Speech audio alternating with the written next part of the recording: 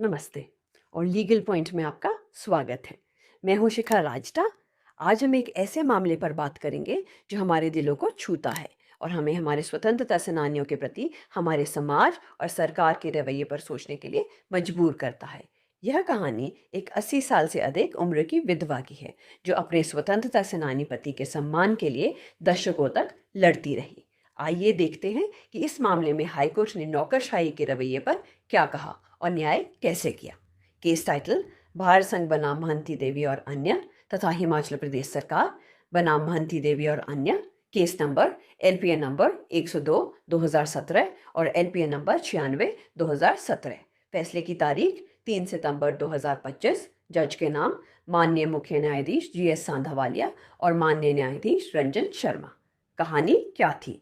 यह मामला स्वतंत्रता सेनानी स्वर्गीय श्री तेग सिंह की विधवा श्रीमती महंती देवी से जुड़ा है। श्री तेग सिंह ने बिलासपुर रियासत में प्रजामंडल आंदोलन में सक्रिय रूप से भाग लिया था। इसके कारण उन्हें 22 अक्टूबर 1946 को रियासत से बाहर निकाल दिया गया था, जिसे एक्सटर्नमेंट कहते हैं। देश आज़ाद होने के बाद सरकार ने स्वतंत्रता सेनानियों के लिए स्वतंत्रता सैनिक सम्मान पेंशन योजना शुरू की। श्री तेग सिंह ने 22 अगस्त 1975 को इस पेंशन के लिए आवेदन किया। उन्होंने अपने दावे के समर्थन में श्री संत राम जी का एक प्रमाण पत्र भी प्रस्तुत किया, जो उस समय बिलासपुर के पूर्व गृह मंत्री और पुलिस अधीक्षक थे और खुद भी एक स्वतंत्रता सेनानी थे। लेकिन सरकार ने उनके आवेदन को तकनीकी आधारों पर खारिज कर दिया। सरकार का कहना था कि प्रमाण पत्र देने वाले ने खुद की स्वतंत्रता संग्राम में भागीदारी का कोई सबूत नहीं दिया है और राज्य सरकार की रिपोर्ट भी उनके पक्ष में नहीं है। श्री तेग सिंह अपने जीवन काल में न्याय के लिए लड़ते रहे और उनकी मृत्यु के बाद उनकी विधवा श्रीमती महंती देवी ने इस लड़ाई को जारी रखा। अंत में हाईकोर्ट के एक सिंगल जज ने विधवा की याचिका स्वीकार कर ली और सरकार को पेंशन देने का निर्देश दिया। इसी फैसले के खिलाफ भारत सरकार और हिमाचल प्रदेश सरकार ने डबल बेंच में यह अपील दायर की थी।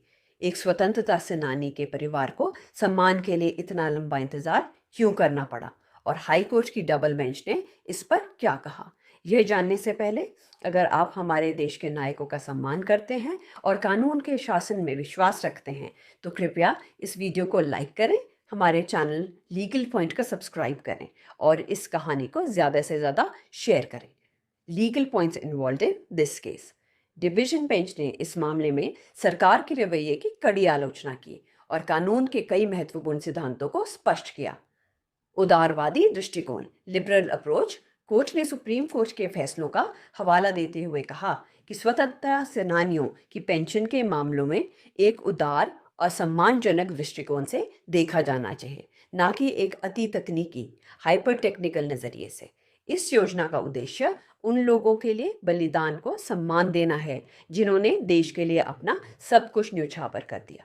सबूत का मूल्यांकन: कोर्ट ने कहा कि पूर्व गृह मंत्री द्वारा दिया गया प्रमाण पत्र अपने आप में एक मजबूत सहयोगी दस्तावेजी सबूत, कॉरबोरेटरी डॉक्यूमेंट्री एविडेंस है। यह मांग करना कि प्रमाण पत्र देने वाला पहले अपनी देशभक्ति का सबूत दे पूरी तरह से अनुचित और अतार्किक है। इसके अलावा अन्य स्वतंत्रता सेनानियों द्वारा दिए गए व्यक्तिगत ज्ञान प्रमाण पत्र, पर्सनल नॉलेज सर्टिफिकेट, श्री दावे का समर्थन करते हैं।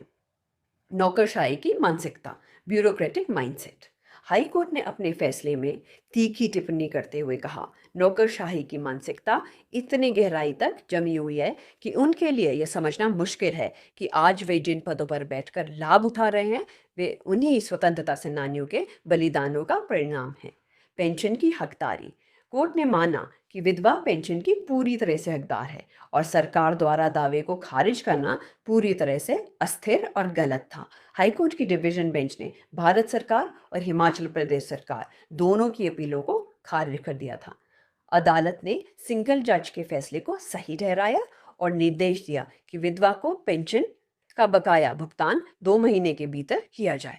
कोर्ट ने यह भी चेतावनी दी कि यदि भुगतान में देरी होती है तो उस पर 8% प्रति वर्ष की दर से दंडात्मक ब्याज देना होगा। दोस्तों, ये फैसला न्याय की एक बड़ी जीत है और यह हमें याद दिलाता है कि हमें अपने स्वतंत्रता सेनानियों और उनके परिवारों को कभी भी नहीं भूलना चाहिए। इस फैसले पर आपकी क्या राय है, हमें कमेंट्स में ज़रूर बताएं।